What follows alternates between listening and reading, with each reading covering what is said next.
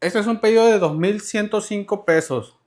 Hoy voy a hacer un unboxing inverso. En vez de mostrar los productos que vienen dentro de la caja, vamos a mostrar los productos que van a ir dentro de la caja. Estoy seguro que lo que menos les interesa es ver cómo se arma la caja, así que ahorita que esté armada, vuelvo con ustedes. En la pantalla les estaré dejando los precios. Voy a empezar con las cajas grandes. Vamos a meter las bocinas. 4 bocinas.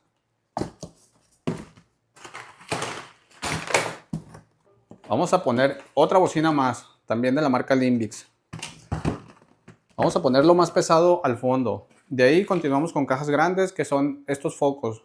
De estos son 3 focos los que voy a agregar. Siguiendo con más focos, voy a agregar 3 focos más de la marca Limbix. Estos son focos de emergencia. 2 focos más. Estos focos también son focos de emergencia.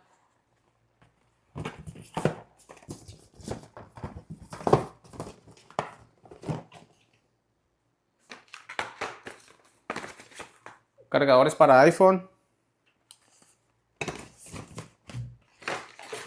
Otro modelo de cargador para iPhone. De este modelo de lámparas voy a agregar 8 pilas.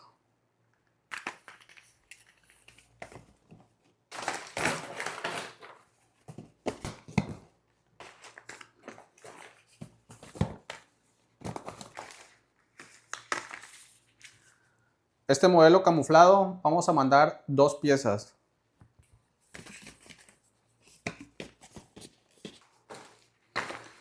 Cuatro navajitas de este diseño. Son de 4 pulgadas y media. 3 encendedores.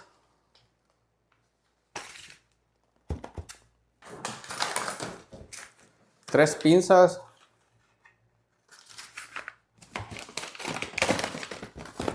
Ya tenemos la canasta vacía. Ahora nos faltan solamente estos desarmadores. Son 2 de este modelo y 1 de este modelo.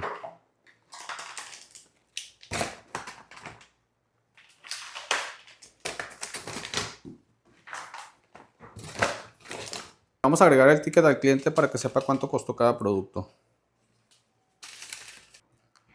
Unos pequeños ajustes a la caja y la sellamos.